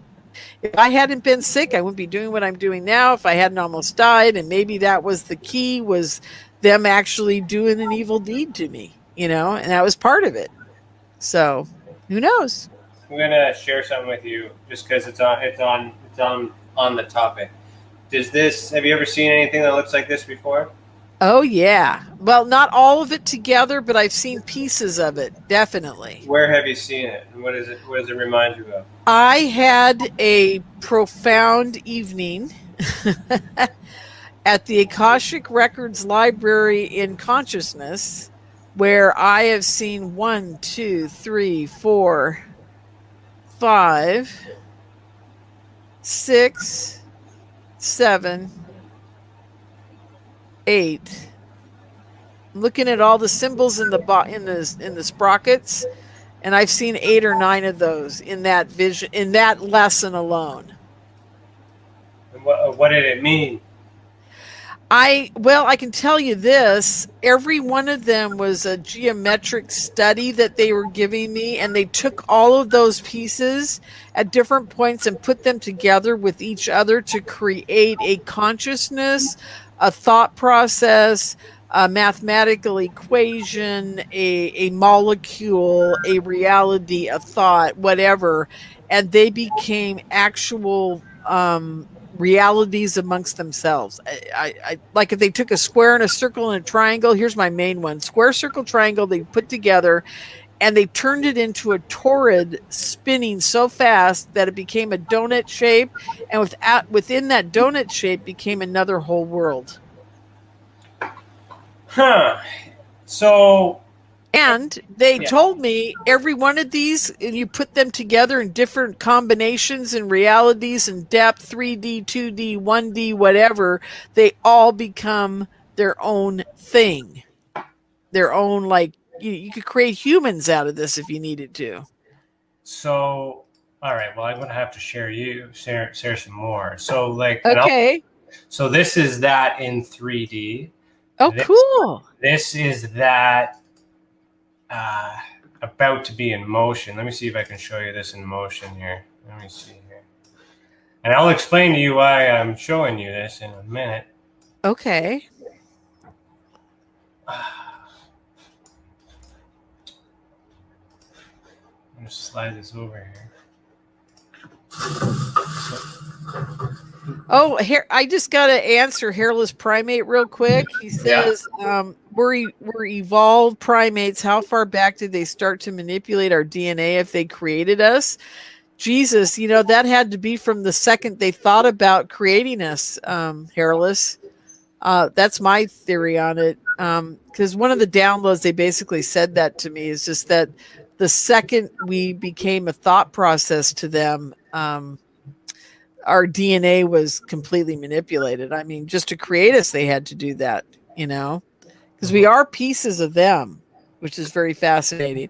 Oh, and by the way, just so you guys know this, I found out from somebody in a weird office in the government that there is an office dedicated to tracking everybody who has Rh negative blood, because they know that we are the last rendition of the tweaking of DNA by the last ETs that were here. Huh. So they know who we all are. Absolutely. So on that, this is that same 2D object just in motion. I know that's loud, but what does that look like? Oh, it looks like a UFO, but exactly. So that's just putting that same object in 3D motion. This is me playing around with parts. And the reason why I'm asking you that is because you've been talking about downloads and all this other stuff. This is a download that I've received. Oh, cool. I love it. This is all I got. Everything else I just showed you was myself trying to understand what it means. Sure. So why isn't somebody like taking me out? And why, Well, what does that mean? Now you guys there's something very important here. I think that my consciousness and who I am and the people I deal with from various different levels. See, I just don't play in the UFO field. I'm a big JFK researcher. I'm starting a JFK TV channel as well as the Make Contact TV. I want to know the truth about deep, dark, secret places within the CIA, NSA, and all that. I talk to people who have been there, done that, and I really am very curious about how they're all interconnected, because the ETs told me they were. So I'm rattling cages in places I probably shouldn't be rattling cages. At least I did back in 2010, 11, 12, 13, 14. I produced 3 mind control conferences. And that was bizarre. You'll never see me. Well, I'm not going to say you'll never see me do it again, but I learned my lesson that I'm not ever to touch that area again, because that's the area I'm absolutely sure that's why they didn't want me doing what I was doing. So there you go. I know now where to put my toe in the pool and where not to, and don't go into the deep end unless I'm prepared and got a scuba gear and an oxygen tank. Okay, and I'm well protected. So it's a whole different world for me now, and it's only a decade or so later. But the point is this: I learned my lesson the hard way, and now I know what they're doing. I understand where I can go. I know what I can do, and there's lots of things you can do. So what is your plan? Getting on a radio show. What is the next step for you then? You know what not to do. What are you doing? I can't really talk about what I actually do because I don't want, I don't want the world to know that. But I will tell you this: I'm actively on a 24/7 basis, always trying to make the world a better place. Good. That's good. There you go. And I think, and like I said, love is the key. So there's a lot of ways to infuse love in places that doesn't usually accept it. And once you get that going, there's a lot of doors that open for you. And every one of us, by the way, every experiencer, every person watching the show today, you guys are all doing it too. And most people don't realize what a good ambassador you guys all can be. And just by your group alone, Tessa, I mean, this is phenomenal. I think all of you guys are doing an amazing job, and everybody listening to the show, you guys are, by being here, you're expanding your consciousness. You're able to tell people, your friends, your family, I listened to this amazing show the other day. It doesn't have to be me, but somebody. And I think you guys should find something interesting in it. Maybe you should listen to it too. That's all you got to do. If you do that one thing and share one little show, one little thing, one little topic, one movie, just do it like once a week. You guys are making a huge difference. Huge difference. It's just, we've got to get it out there, and we've got to get people to understand that the contactee is the bottom line for ufology, and we need to be heard, and we've got to organize. If we don't organize, if we don't do what Ryan's doing, we are never going to get beyond this crazy military stuff that's going on, and this, like that Senate report and all that insanity. We're the truth, we're the light, we're the love, we're the reality, and we need to get out there. We're the apostles, We've got to get out there and spread the word. And we've got to do it in a very calm, collected, non-crazy manner. Because I'll tell you what, when I first got involved in this ufology field, I had so many people coming to me, and it's not their fault. I've learned that it's a mind control process that is put upon them. But there are these people like, the gray was in my bedroom, and they took my DNA and they made babies, and I'm all freaked out. And can you help me? Right? If you act like a victim, everybody is going to push you away. You've got to stop doing that. I tell everybody, demand your power back from ET, start making a conscious connection, have a conversation, and do not be a victim. And do not go to other people in the community and say, how do I make it stop? What do I do? I need 45 regressions. I need, get a grip, and I hate to say that. I sound like a real taskmaster when I say that, but I tell everybody, get a grip, look me dead in the eye, and say to me, if you're, around me or anybody next to you that's a ufologist, say, I promise I will never be a victim by my ETs again. It's that simple. You just make that commitment, and you start demanding they have a conversation and stop doing the horrific stuff to you that they're doing if you find it horrific. The other thing is to just accept it. I go to the doctor once a year. He pokes and prods. I don't like it, but it's the way it goes. I got to do it. So if that's what the Greys are doing and you got to do it, just accept it and let it be. Don't let it interfere with your life, And I'm sorry, I'm sounding pretty harsh, but I really think this is a blessing, and you've got to start taking the Gray by the tail if they've got one. No, you're on point. It's a powerful message too.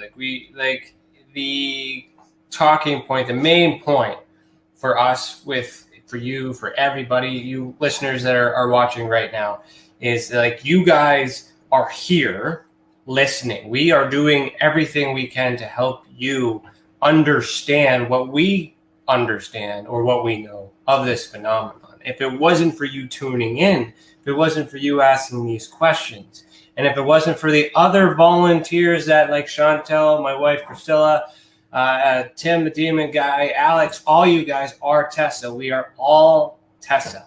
And that is the Experiencer Support Association. That is anyone who supports any experiencer. And what's very, very important, whether you report to MUFON or you report to us or you report to your neighbor, is that you don't keep it inside, because that's right. is where the pain and where the and where all these symptoms reside. And if you come to peace with it, or at least acknowledge its existence, and surround yourself in a group of like-minded people, whether you follow us or Fenton, is it Fenton Files? No, Fenton Perspective. And just go where you need to go and report not just to one person, report to everyone, because get their perspective and come to your own conclusion for what works for you, because you are living absolutely with it. And just don't be don't be a victim, you guys. You're stronger than that, and the ETs love you. I mean, no matter what they're doing to you, they do love you, or they wouldn't be communicating with you and giving you this profound experience that has changed your life, and always for the better if you look at it that way. Always. All right, so we got 5 minutes or so, or a little bit longer. Oh, you do? Oh, great. I'd like you to tell everybody about your UFO con, your radio. Oh, yeah. Well, okay, cool. Let everybody know what you're up to, and let them follow you home. Yeah, that'd be great. I am starting a Roku, Apple TV, Fire TV, out there TV channel. It is subscription like Netflix. And we're starting some amazing shows. And I'm still trying to figure out how to get Ryan and Tessa involved. They might have their own show. And I'm very excited about that, because I really want to promote the group. I think Ryan's on to something. I didn't know you were considering us. Thank you. Oh, of course. Always. Statement live on air. We'll hold you to that. Yeah. But I'm developing programming, and I think I've come up with some really fun shows for you guys. The first one out of the gate is called Orb Hunters. And it's my buddy who is the top orb specialist, I would say, in the world. And the reason I believe that is because Robert Bigelow himself hired this guy to come to the NIDS Skinwalker Ranch and figure out what was going on with the orbs with our other buddy, Dr. Bruce Cornett.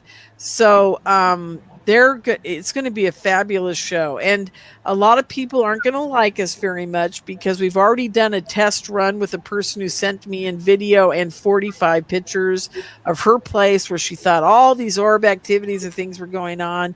And of 44 pictures, 43 of them were spider webs, spiders, bugs on a web, blah, blah, blah. We were able to explain away 43 of them, and pollen and God knows what else it was.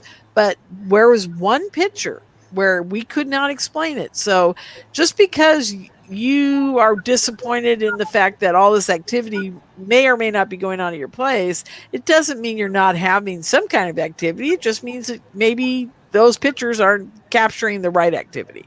So that's what the show is going to be about. It's going to be about not debunking, but actually proving to people that and training people to see what a dust orb is, a flare orb, the reality of what is really out there. And then if you're still having something that we can't explain, then we can't explain it, and it could be paranormal. So there you go. So it's going to be a great show. I'm really excited about that. The other show that we're doing is called Transcending Realities. I'm not going to tell you much about it, but I'm the star of that show, so I'm very excited.